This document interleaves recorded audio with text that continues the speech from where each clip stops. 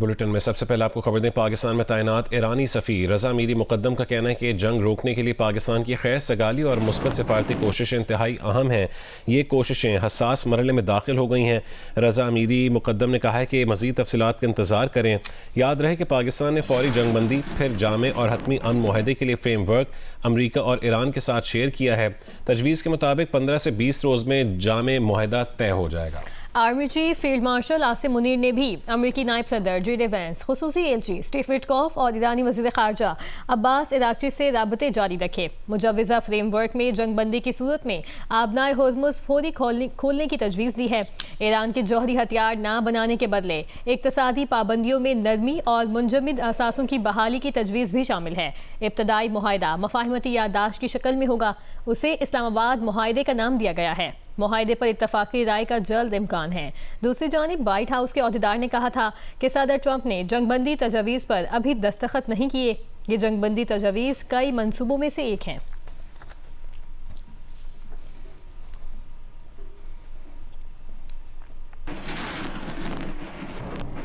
आपको बताएं कि अमेरिकी सदर ट्रंप ने कहा है कि ईरान डील के लिए पाकिस्तानी वक्त बुध की सुबह 5 बजे तक की डेडलाइन हतमी है। डेडलाइन तक ऐसा मुआहदा होना चाहिए जो मुझे काबिल कबूल हो। ईरान ने मुआहदा ना किया तो उसके तमाम पावर प्लांट्स तबाह कर देंगे। ईरान में नए रहनुमाओं के साथ मुज़ाकरात ठीक चल रहे हैं। बातचीत में स्टीव विटकॉफ, जेराड कुशनर और जे.डी. वैंस शामिल हैं। ईरान जंगबंदी मुज़ाकरात के लिए फ़ाल और बातचीत पर आमादा शुरका मौजूद हैं।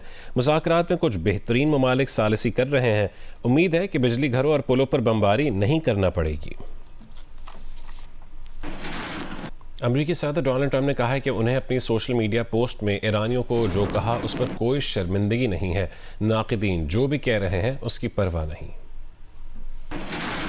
ईरानी आला मुश्तरका फौजी कमान ने अमेरिकी सदर ट्रंप की धमकियां वहम पर मबनी करार दे दी। बयान में कहा कि ट्रंप की धमकियां मशरिक़ वस्ता में अमेरिका की जिल्लत और रुसवाई की तलाफी नहीं कर सकती। ईरानी मीडिया के मुताबिक इतवार को अमेरिकी तैयारों के खिलाफ कार्रवाई के दौरान 4 ईरानी अफसर शहीद हुए थे।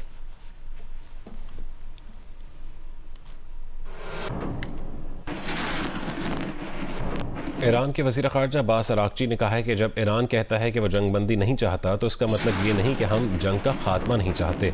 इसका मतलब यह है कि जंग ऐसे अंदाज से ख़त्म की जानी चाहिए कि दुश्मन कभी ईरान पर दोबारा हमला ना कर सके।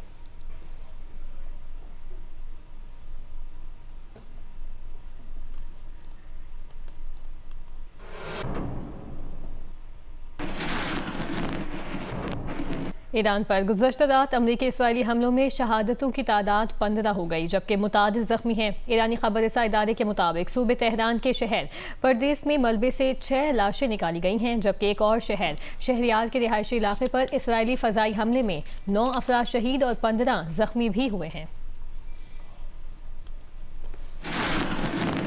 ईरान के कानून नाफिज करने वाले इदारों ने वीडियो जारी की है जिसमें तबाह अमरीकी तैयारों और उनमें से C-130 तैयारे के पायलट से मुतालिक दस्तावेज़ दिखाई गई हैं। ईरानी मीडिया के मुताबिक इस्फहान में C-130 तैयारा तबाह हुआ था। हुक्काम के हवाले से ईरानी मीडिया ने दावा किया कि अमरीकी एहलकारों की मदद के लिए आया एक अमरीकी तैयारा इस्फहान के जनूबी इलाके में पुलिस फोर्स की फायरिंग से तबाह हुआ। वीडियो में देखा जा सकता है कि कोई तैयारा नुमा शय को आग लगी हुई है और आसमान से उसकी गिरने का मंजर भी कैमरे की आंख ने महफूज किया हुआ है। जमीन पर तैयारे का मलबा दूर दूर तक फैला हुआ भी नजर आ रहा है। दस्तावेज की बुनियाद पर दावा किया गया है कि तैयारे की पायलट एक खातून थी। ईरानी हुकाम के मुताबिक ये वीडियो जाहिर करती है कि ईरानी हुकाम दुश्मन से निमटने के लिए किस कदर मुस्तैद हैं। ये वाज़ेह नहीं हो सका कि आया ये वही तैयारा है जिनके पायलट्स को अमेरिका के सदर ट्रंप ने रेस्क्यू करने का दावा किया है।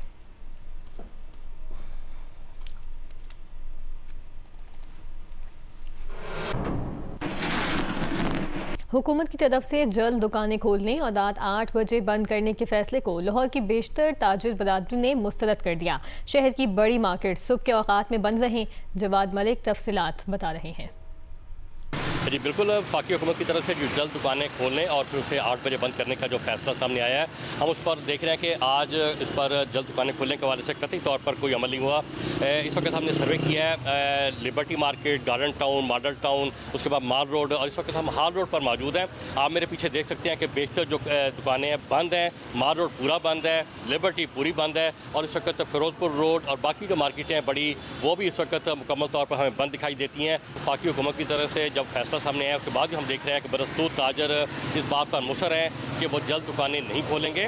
उनका जो बेशतर ताजर तंजीम एसोसिएशन है उनका मौक़िफ़ है कि इस वक्त कारोबार बिल्कुल नहीं है, लाहौर का कल्चर भी नहीं है और जो लोग 12 बजे के बाद 1 बजे के बाद निकलते हैं और शाम के वक्त जाकर कहीं फिर गाहक नज़र आता है। ताजर बरादरी की तरफ से इस फैसले पर इंतहाई नाराज़गी और तशवीश नज़र आई है। तहम लाहौर चैम्बर ऑफ कॉमर्स के सदर फ़हीम सहगल ने इस फैसले का खैर मकदम किया है। उन्होंने कहा कि यह फ़ैसला बिल्कुल दुरुस्त है, हमारी मुशावरे से किया गया है। हमने इनसे कहा था कि आप 7 से 8 बजे तक रखें रात बंद होने का टाइम, तो वो 8 बजे कर दिया गया है। पेशावर समेत खैबर पख्तूनख्वा में बिजली की बचत के लिए बाज़ारों, मार्केट्स और प्लाजों समेत कमर्शल मराकज़ के लिए मुकर्रर औकात कार के हुकूमती फैसले पर अमल दरामद शुरू हो गया है कि आज सुबह मार्केटें और तजारती मराकज़ अपने मामूल के औकात पर खुले। शाम को मुकर्रर औकात पर कारोबार बंद करने से मुतालिक ताजर और अवाम की क्या राय है, तफसीलात बताएंगी माहम कुरैशी। जी, खैबर पख्तूनख्वा हुकूमत ने बिजली की बचत और तवानाई बहरान पर काबू पाने के लिए एनर्जी एमरजेंसी नाफिज करते हुए पेशावर समेत सूबे भर में जो है वो शाम और रात के औकात में कारोबारी सरगर्मियों पर पाबंदी आयद की है। इस वक्त में पेशावर के सदर बाजार में मौजूद है और यहाँ पर देखने में ये नज़र आ रहा है कि मामूल के मुताबिक दुकानें खुल गई हैं, दुकानदार जो है वो कारोबार करने के लिए आए हुए हैं, जबकि शहरी भी जो है वो ख़रीदारी करने के लिए बाज़ारों में आए हुए हैं। चूँकि कल से ये पाबंदी लगी है तो देखने में ये आ रहा है कि सुबह और दिन के वक्त तो कारोबार जो है वो मामूल के मुताबिक चलता है, मगर शाम के औकात में और रात के वक्त जो है वो दुकानें बंद हो जाती है, जिसकी वजह से दुकानदारों का ये कहना है कि पहले ही महंगाई की वजह से वो काफ़ी परेशान थे, मगर अब ये लॉकडाउन जो लग गया है इसकी वजह से उनकी परेशानियों में मजीद इजाफा होगा। दूसरी जानिब शहरियों का ये कहना है कि वो भी इससे काफ़ी मुतासर हो रहे हैं, मगर मुल्क में जो तवानाई बहरान चल रहा है उसके लिए ये इकदाम जो है वो काफ़ी नागुज़ीर है। ज़िला इंतजामिया का कहना है कि हुकूमती इकदाम पर अमल दरामद न करने वालों के खिलाफ कानून के मुताबिक कार्रवाई की जाएगी। जी, इस्लामाबाद हाई कोर्ट में 190 मिलियन पाउंड केस में बानी पीटीआई और बुशरा बीबी की सज़ा मअतली दरखास्तों पर समाअत हुई। बानी पीटीआई के वकील बैरिस्टर सलमान सफदर भी अदालत के सामने पेश हुए। सलमान सफदर ने कहा कि 31 मार्च अदालत ने एक ऑर्डर पास किया था। चीफ जस्टिस ने कहा कि आपकी मुतफरिक दरख्वास्त क्या है। बानी पीटीआई से मुलाकात की मुतफरिक दरख्वास्त मंजूर कर लेते हैं, आप जाकर बानी पीटीआई से मिल लें। चीफ जस्टिस ने कहा है कि जेल हुक्काम बानी पीटीआई से सलमान सफदर से मुलाकात करवाएं। कल कितने बजे आप मुलाकात करना चाहेंगे? सलमान सफदर ने कहा कि कल 2 बजे का वक्त रख दें। इस्लामाबाद हाई कोर्ट ने बानी पीटीआई से सलमान सफदर की कल 2 बजे मुलाकात कराने का हुक्म दे दिया। इमरजेंसी की सूरत हाल में जहां हर लम्हा कीमती होता है, वहीं अगर एम्बुलेंस में ही अस्पताल जैसी सहूलियात मुयसर आ जाएं तो ये किसी नेमत से कम नहीं। कराची में अब यही इंटीग्रेटेड इमरजेंसी हेल्थ सर्विसेज ना सिर्फ जान बचा रही हैं बल्कि दौरान सफ़र बच्चों की महफूज पैदाइश भी मुमकिन बना रही हैं। तफसीलात शवाल असलम की रिपोर्ट में देखिए।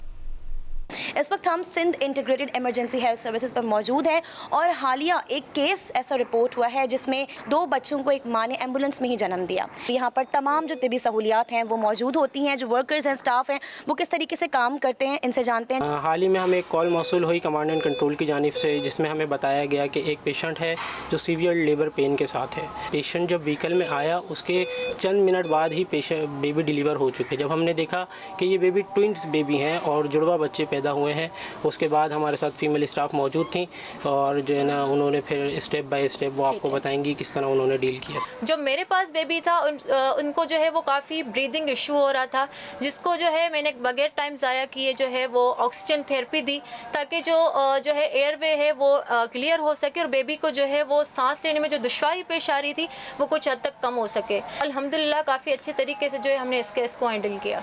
इंतजामिया के मुताबिक सिंध में अब तक 1000 से ज़ायद बच्चों की पैदाइश इन्हीं एम्बुलेंसेज में मुमकिन बनाई जा चुकी है। 627 से ज़्यादा एम्बुलेंसेज हैं जो पूरे सूबे भर के अंदर, सिंध के पूरे 30 डिस्ट्रिक्ट्स के अंदर खिदमात अंजाम दे रही हैं। दायरा कार को और कितना वसी किया जाएगा और आगे क्या प्लान्स हैं, इस हवाले से भी बताइए। गोट एम्बुलेंस रिसेंट लॉन्च की है, हमारी रैपिड रिस्पॉन्स बाइक एम्बुलेंसेज भी मौजूद हैं, माउंटेन बाईसाइकिल एम्बुलेंसेज भी मौजूद हैं और मॉर्चरी वैन्स भी मौजूद हैं। सिंध की आबादी को देखते हुए, जो कि 2.25 करोड़ आबादी है, हम ख्वाहिश रखते हैं कि हमारी एम्बुलेंसेज की तादाद 1800 से 2000 होनी चाहिए ताकि जो कॉल का इतना बड़ा इन्फ्लक्स है उसको हम केटर कर पाएँ। जदीद तिबी सहूलियात की पेशरफ से हर मुश्किल लम्हे को महफूज बनाया जा सकता है। इन एम्बुलेंसेस का क़याम इसलिए भी खुश आइंद है कि ये दूर दराज इलाकों में माँ और बच्चे की शरह अमवात को कम करने में एक अहम किरदार अदा करते हैं। कैमरामैन नासिर अली के साथ शवाला असलम, जियो न्यूज़, कराची।